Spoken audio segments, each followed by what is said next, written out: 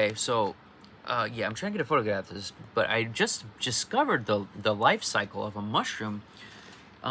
So a mushroom is like a whatever the stuff that grows underground, and then the mushroom is like the fruit. But I recently threw a mushroom on my front seat, and you'd think it'd dry up, right? It's so incredibly hot here, and not that dry. It just turned into a puddle of slime. It was so disgusting. I was like, ah, what the fuck is on my seat? Like, I thought it was chocolate. I'm like, ah, ah, what the fuck? I was so mad. I was like, I thought it would dry up, and it just turned to this gross puddle of slime. Well, similarly, I don't know why I'm bringing this up in this tea chapter, but just interesting how plants work is not only is the morning glory or Hawaiian baby woodrow have it has like just a jutting out piece of crystal out of a wood. It's like when you chew it up, spit it out. He's talking about the morning glory is like some beautiful thing in this poem. Well, when you chew it up and spit it out, it just kind of turns into like a freaking membrane that is like kind of like pond scum crystal. It's really weird. I know you're gonna be like, you're okay. Well, I wish you could use the microscope to solve diseases and get incredibly rich, but okay.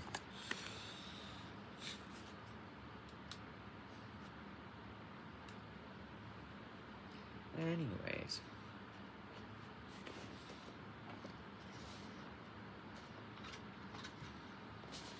So where are we? It's gonna get finally. I'm not gonna do the English chapter since this is now. I forget 4 hours or 3.5 or something hours, but like I said, I wanted to do it because it was incredibly long. And in Zen Buddhism, you have to just memorize these super long verses that are. This is why I think there are no real Western people unless they're really good at verse at Japanese. You know what I'm saying? But you have to learn these long things by memorization perfectly, and then you're a master. Anyways, so what are you saying? He entered the room. There was a alcove with a single morning glory. I'm not sure if he's talking about the seed or the thing.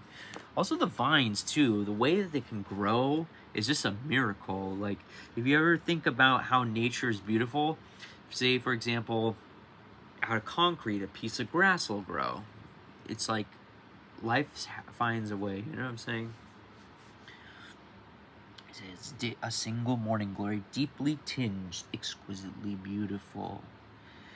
Hariyoka Yoshi understood that it was full of praise. And then I'm also doing this too because when you practice words, like practice Chinese or Japanese, just doing the blah, blah, blah, blah, it helps you learn the language better. And I absolutely know it's true because when I started doing it, thanks to Action Button Reviews, he suggested that whenever you hear a second language, you just repeat it by mouth. Yeah. So Ryukyu became the foremost tea practitioner in Japan. He became a personal confidant of Hideyoshi. It was said that no one could speak with Hideyoshi without going through Ryukyu. Ryukyu's innovations in matters of tea, along with his stringing criticisms of the lesser practitioners who he dismissed as having no understanding, certainly made enemies. One time, Hideyoshi had tried to trap Ryukyu in a seemingly impossible task. Hideyoshi had filled a large bronze bowl with water and placed it in the alcove. Beside it, he had placed a plum branch with the crimson blossoms. Oh, too, my coworker was like, "You gotta try this whiskey. It's nothing but cherries." I'm like, that's a weird concoction because cherries have melatonin, I've heard, and the highest amounts are the most where it was first discovered.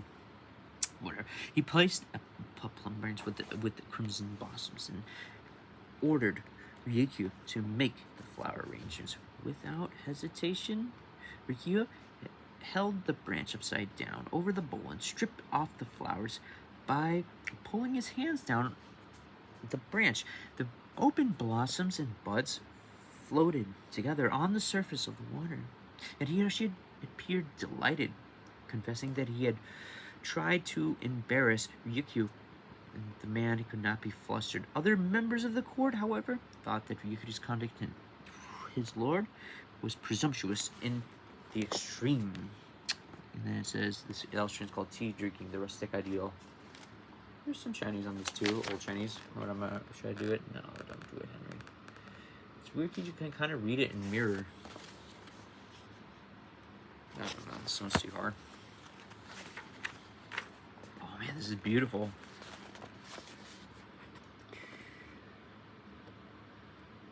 So they call him the Renaissance Man. Also, he was a boss at Renaissance fairs, I believe. Okay. Mr. Pendell. Who I think, I hate to say this, but sometimes I see some people, sometimes they're dead. He's one of them, unfortunately. But then I was saying, and then my coworker's like, I forgot what I was talking with them about it, and then she was like, she wanted to, she never directly told me, but it seemed like she wanted to work with like the police or the FBI. She's like, oh, Henry, you said something about your Dale Pendell caring for Norman Brown. She's like, there is an, I was like, what are you talking about? And then I looked up, this is, if you never heard the backstory, I looked up on YouTube, there's a man who is a plutonium chemist for the Army named Norman Brown. Not Norman O. Brown, just Norman Brown. And it looks like exactly like Dale Pendell. Get off my screen. He looks exactly like Dale Pendell. And instead of being a LSD chemist, he's a plutonium chemist. I don't know if it's some crazy spy shit. And like the other things he talks about are reactors and all this stuff. This is why I'm going back to it too, because I think there is some crazy shit out there. Much deeper than, you know what I'm saying? Look into uranium and plutonium and all that crazy shit. You begin to see it's such a crazy convoluted story. That's why Oppenheimer was so amazing, because it was like, it's like about that, but it doesn't directly tell you sometimes, I think. I'm kind of a dumbass. But yeah, he's old enough where it's about Nagasaki, so I'm like, Daddy, he is old enough. It's like after they blew up the bomb in Hiroshima, he was hired to make the Nagasaki bomb, and then I guess they didn't have to use it or something. I don't know, but he looks exactly like him, because I don't even know. I'm not gonna get into it, but it's weird. It's very weird, because this book, Walking with Navi, at first you'd be like, oh, it's just him and this man, Norman Bo Brown. I forgot, is there anything directly like within the first chapter about nuclear chemistry? But it's like extremely convoluted. Like you can see, it's like the way that he first uses the first footnotes. You know, it's like 1, look at the end of this. 2, look at the end of this. When you try and find at the very beginning, you're trying to find what is the 1, what is the 2. It's not there, but it's there everywhere else. I'm like, why was he doing this? And it's like you could, I don't even know. I wanted to read from this book because it is really amazing. But we'll have to do this one first. Like I said, it's like going up a giant mountain.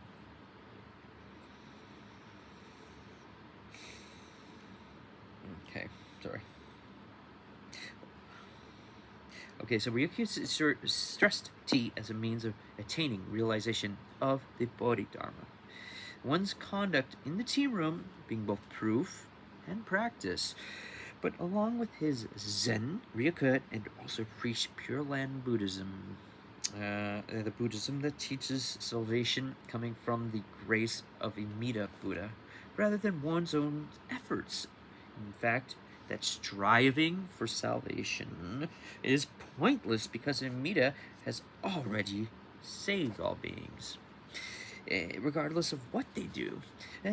Effortless of Pure Land Buddhism merged seemingly with the austerity of Zen in Rikyu's tea style, and some Jesuits who were mixing with Japanese politics at the time even claimed Rikyu was a Christian.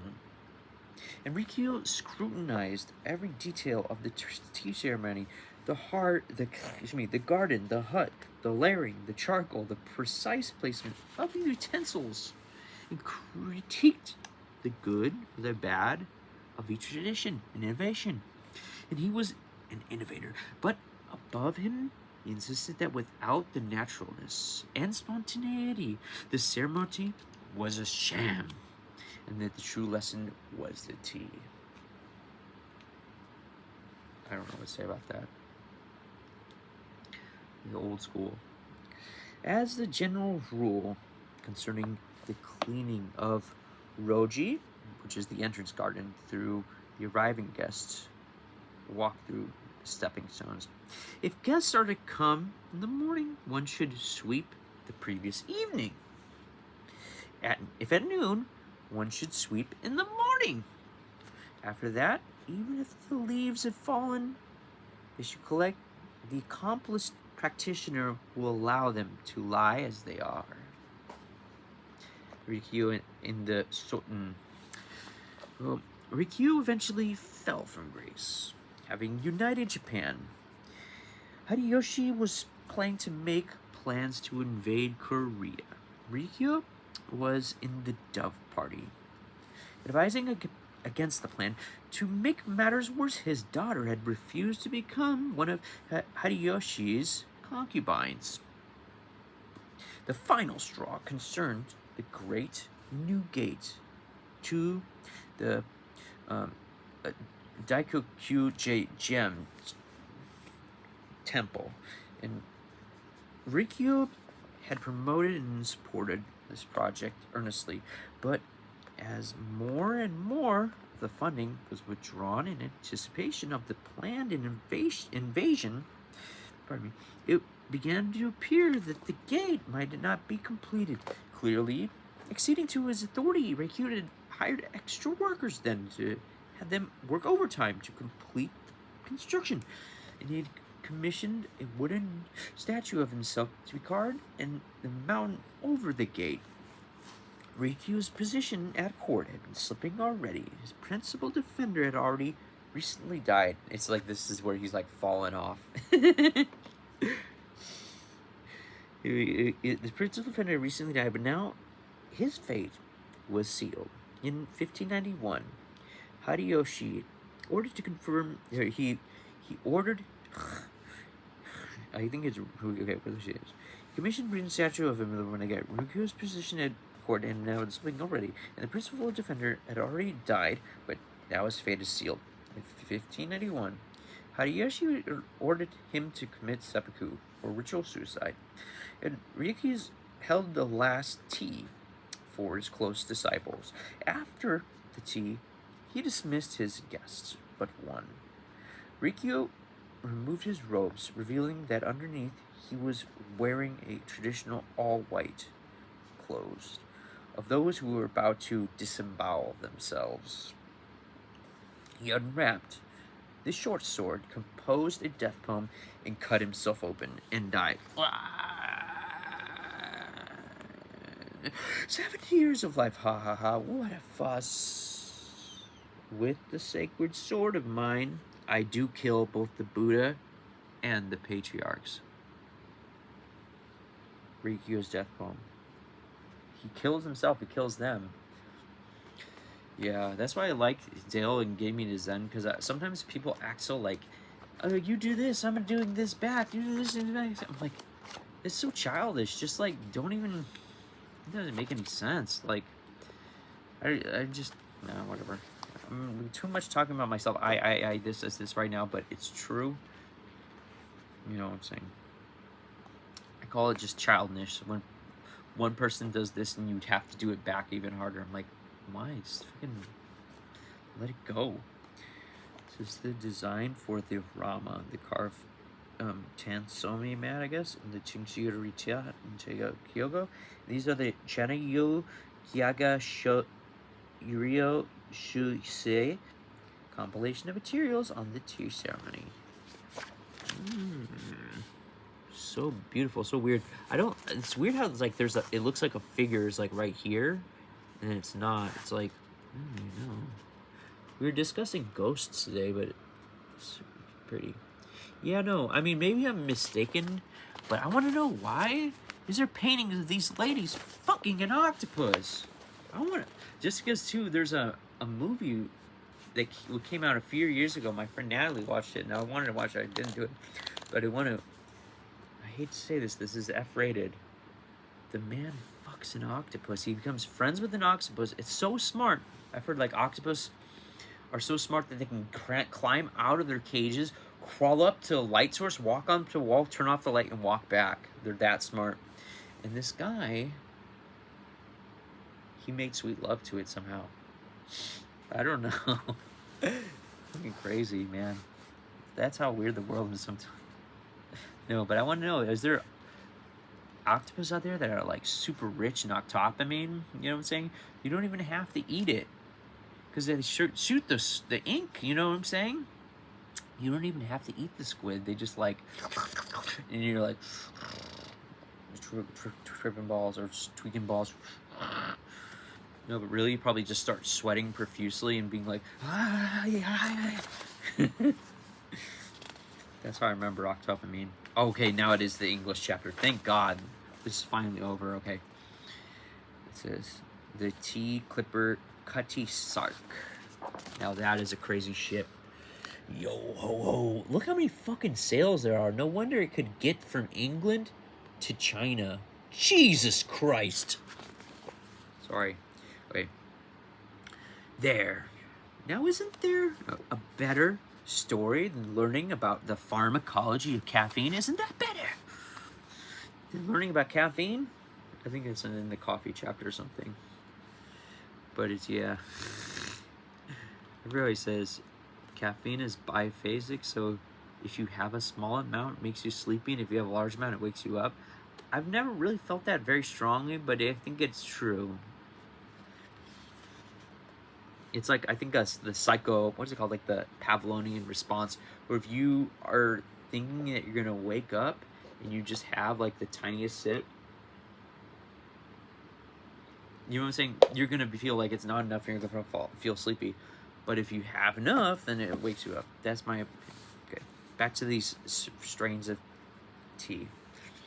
We got the Iron Goddess of Mercy, hairy crab. I seen a hairy crab recently. Oh my god, they look so insane. These look like this. It's like a little crab, but instead of being like hard shell, it has like these long like hairs on it. Oh my god, that's weird. The Buddha hand. The Iron Arhat, the Iris Fairy, Great White, Black Heap, Red Border, Green Red Robe, Small Leaf, Booster, Clear Fragrance, Requiring Skill. Now that's a strain. We gotta make a weed strain called Requiring Skill, because it's true. White-haired Monkey, Sparrow Tongue, Lotus White, White Fur, Purple Fur, and Dragon Phoenix. All these are semi-fermented oolong teas from the Huiai Mountains in... Okay. So now we're getting into this. I think I'm going to get done after this one. The temperance. Temper yourself, Henry, for fuck's sake. Anyway. So tea was unknown in Europe until the latter 16th century. Arab travelers visiting Canton had mentioned tea as early as 870. And Marco Polo made a note of the Chinese official who was disposed of for arbitrary raising of the tea tax. But there was lost fables. European contact with tea began during the Ryukyu's lifetime. Oh, a Portuguese merchant describing what he had seen in Japan in the year 1546 wrote that they enjoyed drinking hot water. And a Jesuit writer named Luis Frois, writing from a home in Kyoto in 1565, said the same thing. They like drinking the hot water.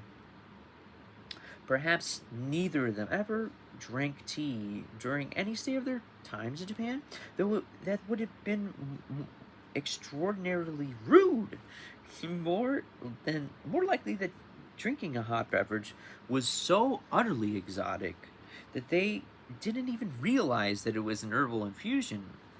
The myth that the Japanese drink hot water persisted for some time. For when Christianized Japanese visiting King Philip II in Madrid in the year 1585 mentioned that they had produced a wine in their country, that the king was surprised, saying that he thought that they had only drink, or that he thought that they only drink hot water. Oh, that like they drink wine too. He's like, I thought they only drink hot water, man.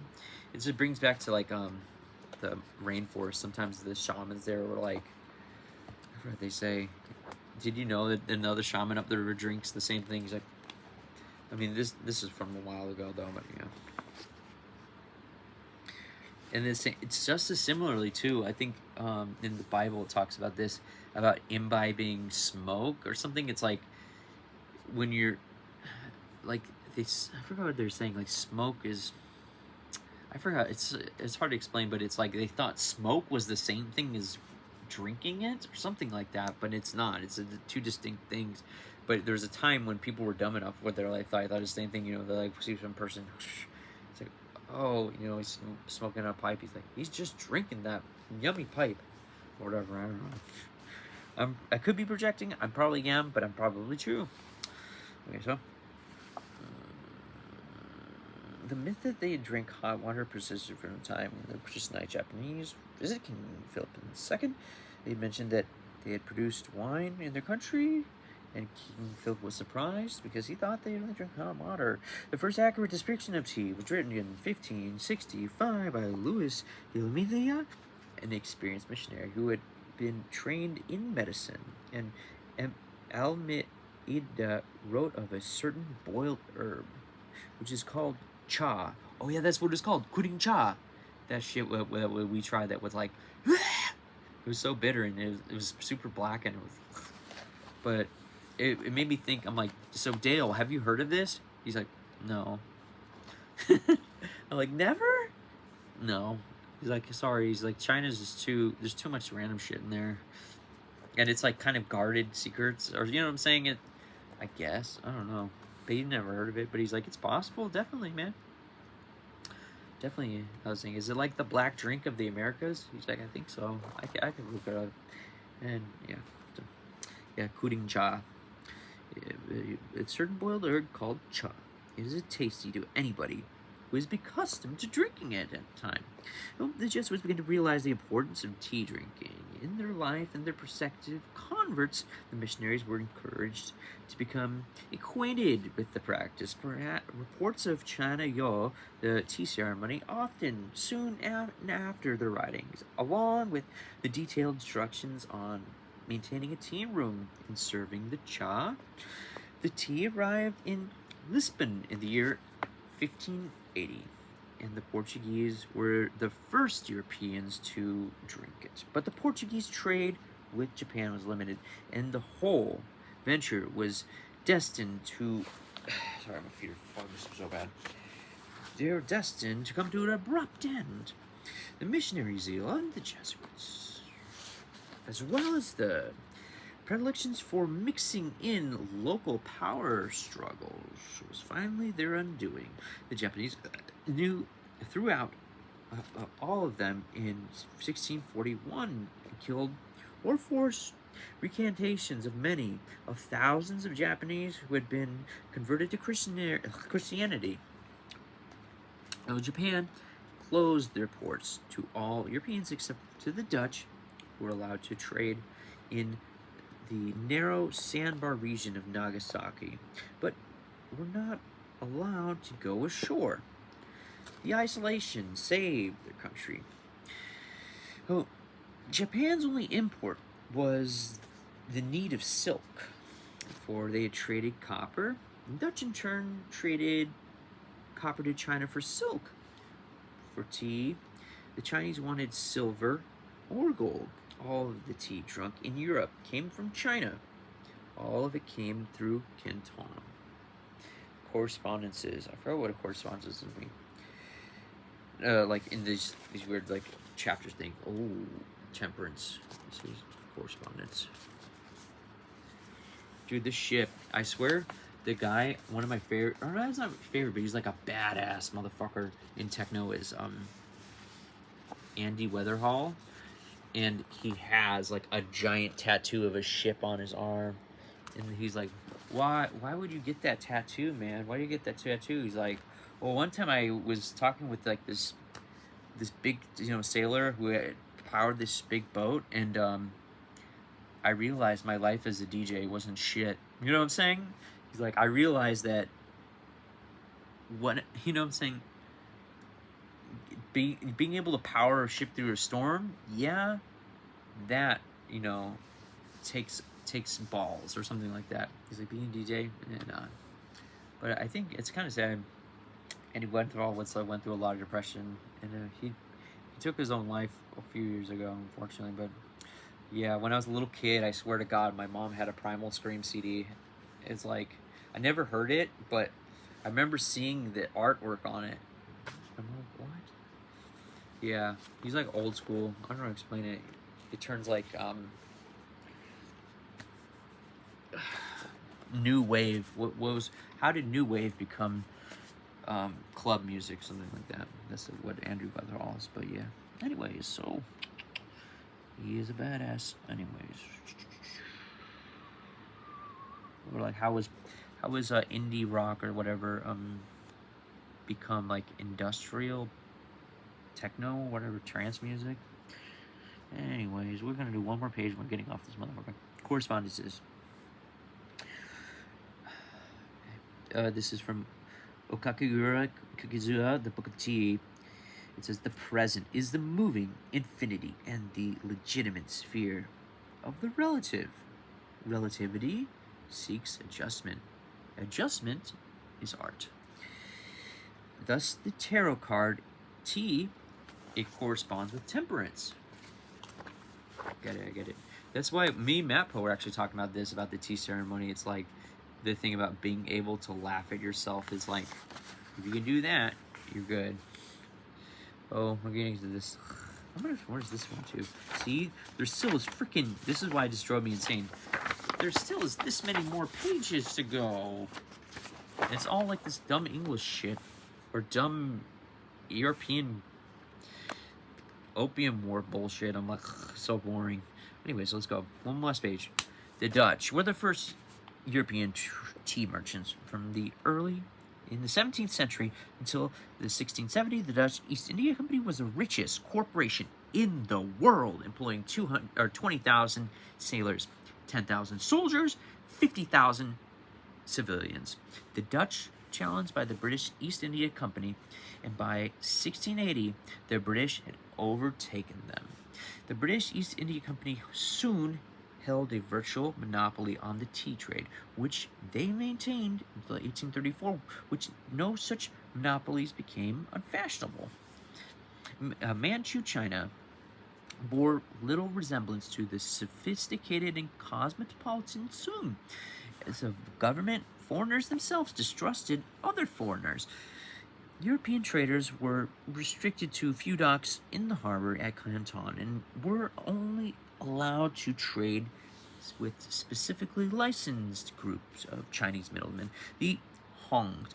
For 200 years, while the tea trade had grown exponentially to become one of the largest single items in European commerce, the Europeans had no knowledge where the tea came from, or how it was grown, what it looked like, or how it was processed, and perhaps such protective hoarding was contrary to the spirit of tea, and result was the invasion and subsequent looting of China. More names. This is Purensis from Yunnan Province. Cloud Burner, Height Hatter, 10-foot Green, Peony King, Drunkenness Concubine Yang, Handful of Snow, White Leaf, Spring Every Night, Trouser Seat. That's a fucking great name of a strain. That's fucking wild, bro. These are like fucking, you gotta have strain names named after these. No more like cookies. I mean, my favorite strain name, I always did it kind of semi-ironically when I stopped smoking weed, is I would say Crime Wave. I love the smell of Crime Wave. kidding, but yeah, crime wave. It's a subgenius Dr. Howe. The only movie he starred in, Crime Wave. I don't really know if it's even about crime. I have to rewatch it now.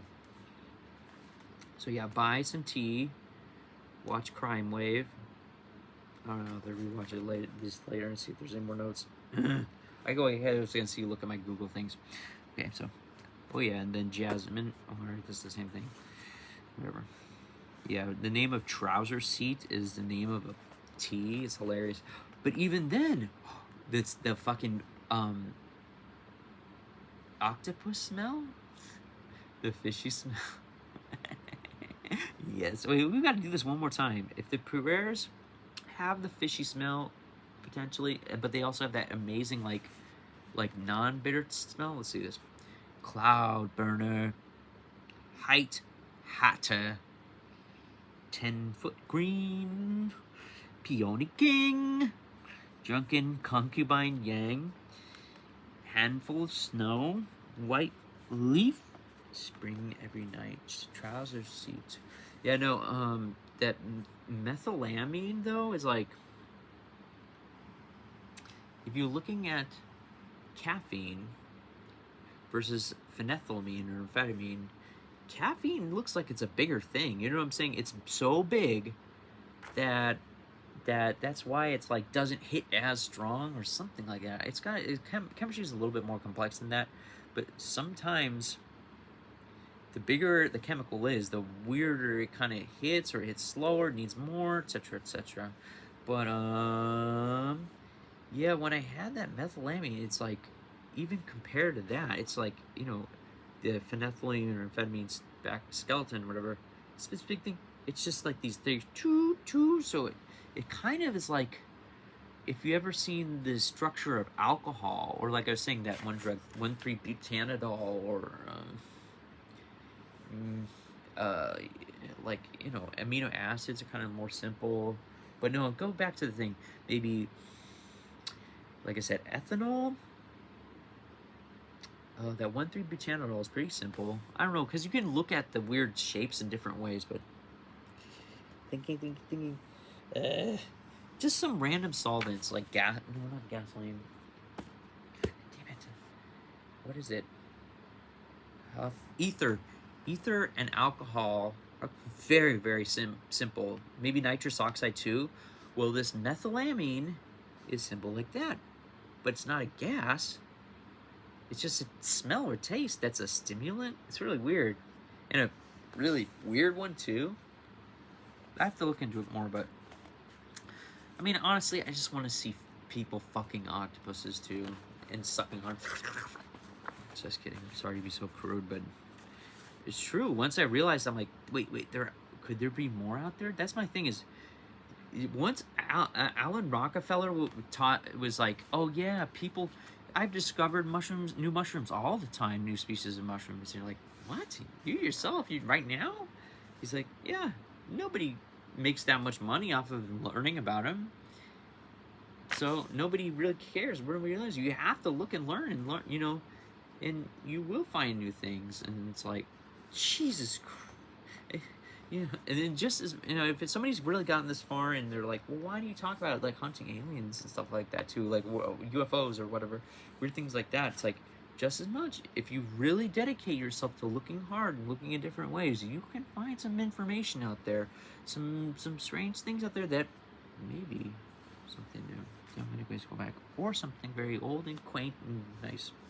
Oh, a brief meander through opium. Oh my God, no, maybe I shouldn't do this. Okay, yes, we're gonna end it at this. Okay. By the 19th century, European inflation caused the Napoleonic Wars, and by the strange attractors inherent in capitalism had reduced the market value of tea to related to silver, and the Chinese demanded silver for tea. And the East India Company found itself in a very severe economic squeeze. The company found that nearly perfect solution is opium. The British government had given the East India Company completely free reign in India. The company was a government itself. The priority of the East India Company was profit, not conquest. Nonetheless, by 1757, when the French and the Indian War broke out, the company had subjugated much of India. If haphazardly, a former clerk, Robert Clive, he beat the French at the Battle of Plassey, and the British control of India and their monopoly on opium was secure. So Clive had also seized an immense treasure trove that the regional Indian kings had been hoarding for centuries. A treasure characterized as the largest cache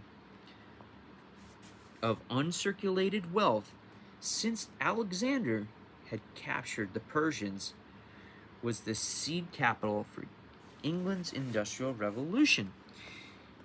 I don't know what he's saying, but there's these old photos of when the people were refining and making opium for medical use. It's like these warehouses, and we're talking about the 1800s. It's these warehouses that look like libraries, just full of balls of raw fucking processed, what do they call it? Sap that is dried, opium balls, like this big, warehouses full of like hundreds and hundreds and hundreds on shelves in the year of 1800. So you can imagine, like I said, if they the East India Company was like controlling nations and employed freaking like 200,000 people or something, like over 100,000 people, something like that, you can imagine that the shit that they got their hands on was crazy amounts of that. I forget. Yeah, it's crazy. Because I was recently thinking, though, I've never lanced an opium plant enough to where like I've gotten enough sap. Like I said, I just love poppy seed tea because it's like, it's just so good. And also, if you smoke opium, it's like wasting shitloads of it. You just, I guess. I was gonna say though, I don't know if you can, if the plant is like perfectly lanced. You know what I'm saying? Cut it, it bleeds it out. Can you just keep doing that? But the thing is, poppies only have, I think, one season, I've heard. And I've definitely, around here, I shouldn't really, get anybody in trouble, but once a year, usually around like election time, I always tell my coworkers, oh, you can smell the corruption. It's like, not only can you smell it in smoke, but you could tell that it's like, people can just like, if they want to bust you, they're just like, oh, put it close enough to your car and then be like, the drug dogs smell it, the drug dogs smell it. And you're like, fuck you. We gotta search you. The drug dogs smell it. And it's like, this fucking, it is like a tool. Not only is it a drug, it's a tool for fucking political subversion in like the weirdest, like stupidest spy versus spy kind of way sometimes. Fucking, I'm sorry, everybody. If anybody gets out here who has like fucking cancer and is like, so anyway, but it's true, it's happened multiple times. These fucking like Hefe Mexican dudes will be like ordering a pizza around me, and then all of a sudden it just smells like and then it's so strong, and it's like, dude, they can use that just as a fucking reason to search you then, because you're like, I smell it. I'm sure it's happened all the time back in the day, because you can just like kind of melt it, you can kind of like add shit to it, you can burn it, and it's just like, I've heard cannabis, the smell can go for an entire mile. One plant that's big enough can go for an entire mile of smell. So it's just insane. This is why sometimes hunting for aliens and silly stuff is makes me happy. What is my word? It's quaint. Looking at little things under the microscope and trying to do that is quaint versus like scary ass political craziness. Anyways, let's get this over with. Okay. So China then, because some people think that China is the first people who did opium. It's not true. It's because the English and the Portuguese fucking got them addicted and sent it to them. Opium doesn't even grow well in that climate as much as it grows like the best climate it's ever grown in, as I've heard, is Sweden, like cold, like, because it's one season, I think, is when it goes from winter to spring. But that's, you know, the second would be, there's a documentary about this, Afghanistan. Afghanistan was never originally growing opium. It was only when that I guess the U.S. government or maybe the English, both of them together, had gone in, colonized it. They brought in a lot of water. They're like, oh, we're gonna make it a lovely place. This is like those pictures of like Iran where every woman is like kind of like sexy and not in like a hijab or whatever. Not to be too demeaning or whatever, but they're like, we're gonna bring in all this water. It's gonna make this cold ass Afghanistan mountain range. It's gonna be all fertile and nice. Next thing you know, it's taken over, and all of a sudden, it's the fucking #1 source of opium. And it was never that before. Ridiculous. It's crazy how the world goes around. So, yeah, the Chinese outlawed the opium in 1729. An anti-drug law that had much to do with the Confucian moral and religious attitudes of ruling mandarins, as well as public health issues. Some of the rationale may have been economic. Either way, the law was tragically wrong-headed. Black market conditions meant that the British could demand silver for their opium now. In the black market, opium trade continued in the hands of the Portuguese. When the English took over the trade at Cannon Point, it amounted to about 3,000 pounds of opium per year. Which is quite a lot, since it's like a little like... Over the next century, the British had increased this trade to 3 million pounds of opium a year. This is like how, like, some people are like, oh, why you teach them these, what do they call it? Like the woke, like, I don't know how to explain it, like white guilt type, like woke, why is colonialism good? Like, why would you teach it? It's because the beginning points of, what I'm saying, we all came to this point from shit like this. When the British government ended the East India Company monopoly in the tea trade in the year 1834, their doors were open for American and other foreign ships to join in the tea and opium trades along with the British. In 1840, the imperial government tried to stop the opium trade by force, burning warehouses in Canton and jailing British and Chinese traders. The British declared war and attacked China with both land and naval forces. China lost the war, and along with the war, a great deal of her autonomy.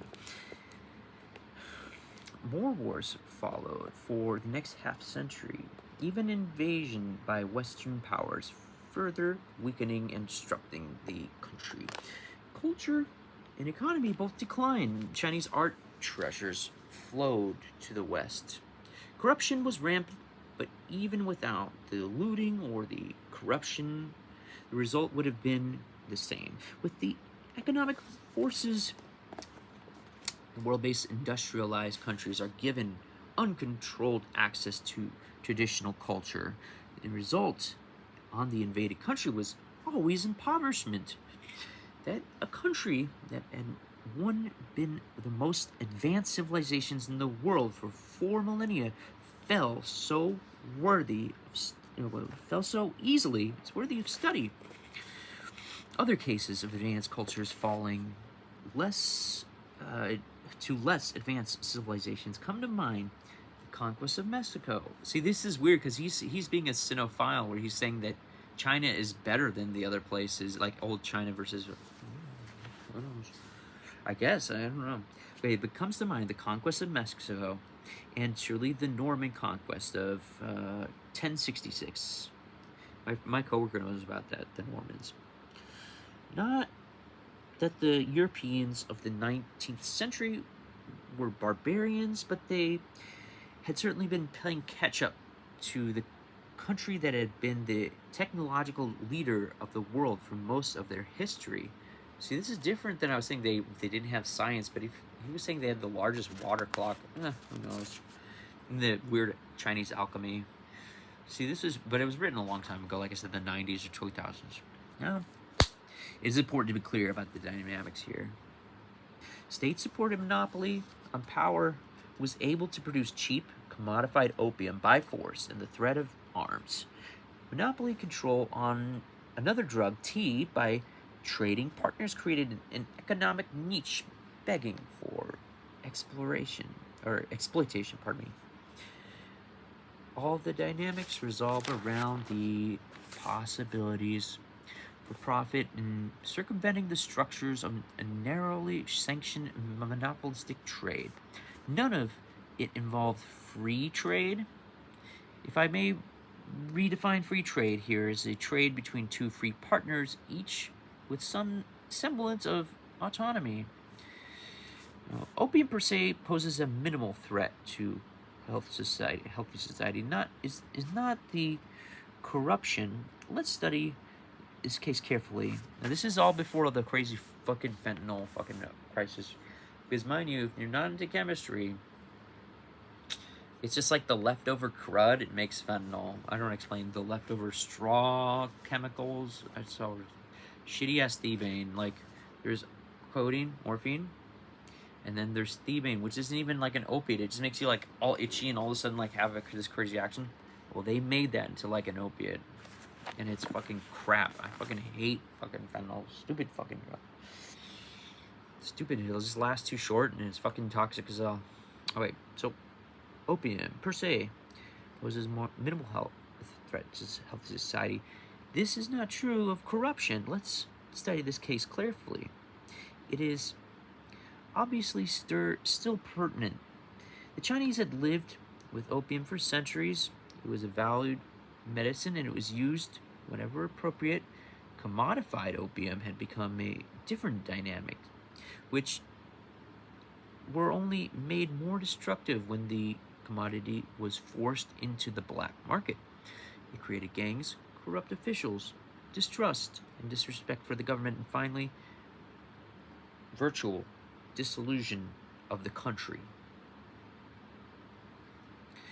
Let's go further. I'm a little giddy from all this tea, and thus a need arose in history for revolution. One last one.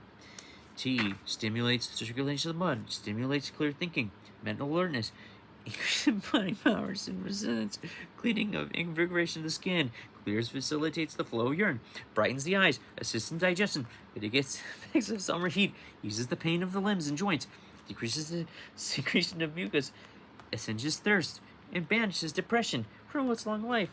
Traditional claims of green tea. All right, we're getting over this. America's sought. I'm not gonna read about the whatever women's suffrage, but next time maybe, or whatever the end of it. Crazy. Yeah, the Renaissance man. He was a Renaissance man because he wrote kind of like a weird old English king, kind of, but he also was the boss at the Renaissance fair. The fucking pimp at the Renaissance fair with all the gold rings and shit like that. Alright, thank you so much. I don't know if I have anything more to say for now. But yeah, no, I am gonna try the jasmine tea, or like look into it. It's because it's star jasmine or night jasmine. I'm pretty sure, because that plant is like, it produces when you pull it apart, kind of like opium actually. Star jasmine, right? It produces that white sap that dries to a latex. The thing is, why I am anti-opium now, or whatever, kind of, or you know, because it turns to heroin. But the thing is, I think always like, this is going to be so insane. This is the ending cliffhanger. But there's a supplement here called, it's store bought called, this is the cliffhanger, l-dopa. This one says l-dopa mucuna, but it's Mucuna purensis, which is, it contains, I believe, a few different things, but mostly contains L-dopamine, like the version of dopamine that turns to real dopamine or something like that.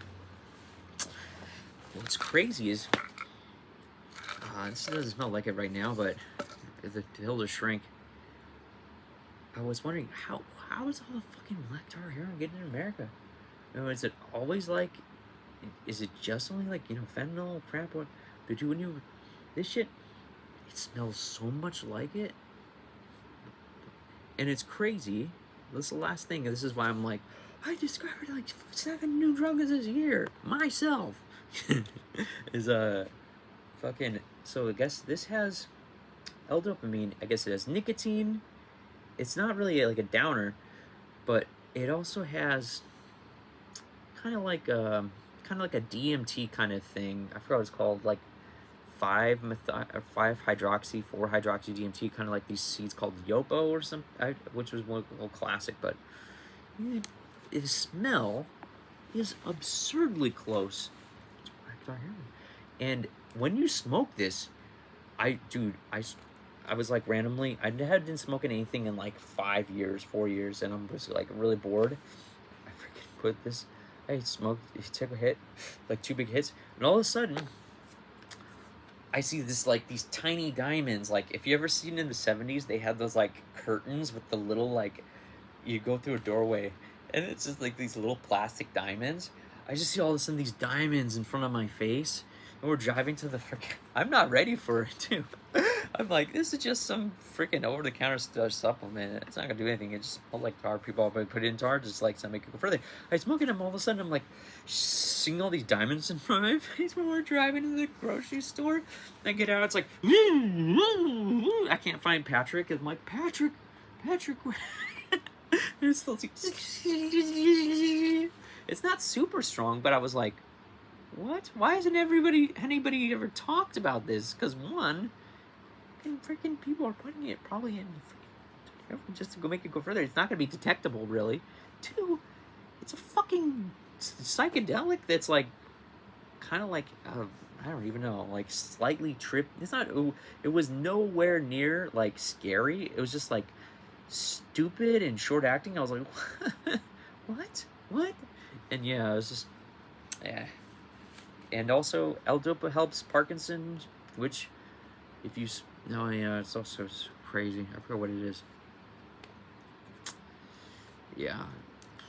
Anyways, good night, farewell. Thank you for going through 3 or 4 hours of this, and I hope you learned something. Maybe I could put stuff on the screen, but I kind of did enough, I guess.